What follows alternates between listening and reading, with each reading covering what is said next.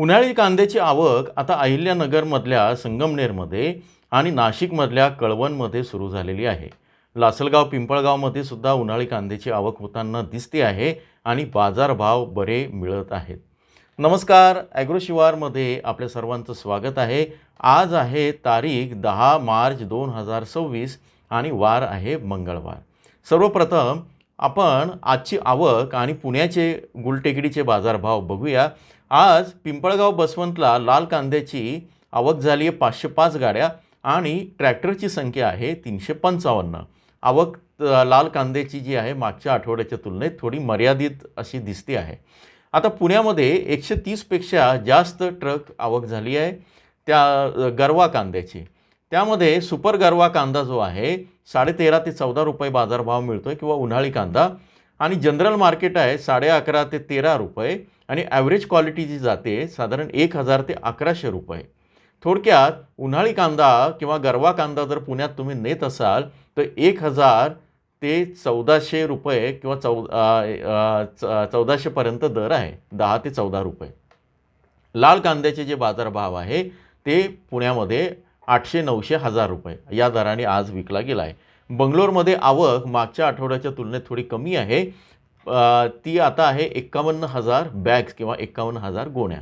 आता संगमनेर, कळवण आणि पिंपळगावला सुद्धा आणि लासलगावला कांद्याची आवक झालेली आहे काल 9 मार्चला. तिथले बाजारभाव आणि आवक कशी ते बघूया. संगमनेरला साधारण 7,600 इतकी आवक झाली संगमनेर आणि अकोलेमध्ये, आणि बाजारभाव होते 151 पासून 1511पर्यंत सरासरी 831 असे मिळाले. कळवणला मात्र कळवण आणि लासलगावला बाजारभाव बरे मिळालेत. कळवणला 1800 क्विंटल आवक झाली उन्हाळी कांद्याची, 900 ते 1375 आणि 1100 रुपये सरासरी असे दर आहे. लासलगावला उन्हाळी कांद्याची आवक काल जी झाली ती मात्र 128 क्विंटल होती, 1071 किंवा 1100 ते 1300 आणि सरासरी 1251 असे दर आहेत. थोडक्यात उन्हाळी कांद्याचा आता आवकेचा हंगाम सुरू झालेला आहे. आपण अंदाज लावला होता की मार्चच्या दुसऱ्या आठवड्यापासून किंवा 10 तारखेपासून त्याची आवक होईल, पण कदाचित 15 तारखेनंतर ही आवक वाढेल. पण एक मोलाचा सल्ला असा द्यावासा वाटतो की ज्यांचा लाल कांदा आहे त्यांना आता विक्री करू द्यावी, कारण उन्हाळी कांदा आणि लाल कांदा जर एकत्र आले तर उन्हाळी कांद्याला थोडासा एखाद्या रुपयानी लाल कांद्याच्या तुलनेत बाजारभाव जास्त मिळेल.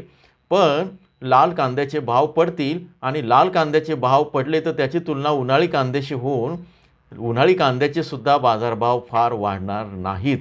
त्यामुळे उन्हाळी कांद्याची विक्री करताना तो साठवणक्षम माल असल्यानं तो छानपैकी सुकून त्याची ग्रेडिंग प्रतवारी करा आणि थोडे काही दिवस थांबा. आणखी हा आठवडा जर थांबलं तर त्याच्यामध्ये फायदा होऊ शकतो असं दिसतं आहे.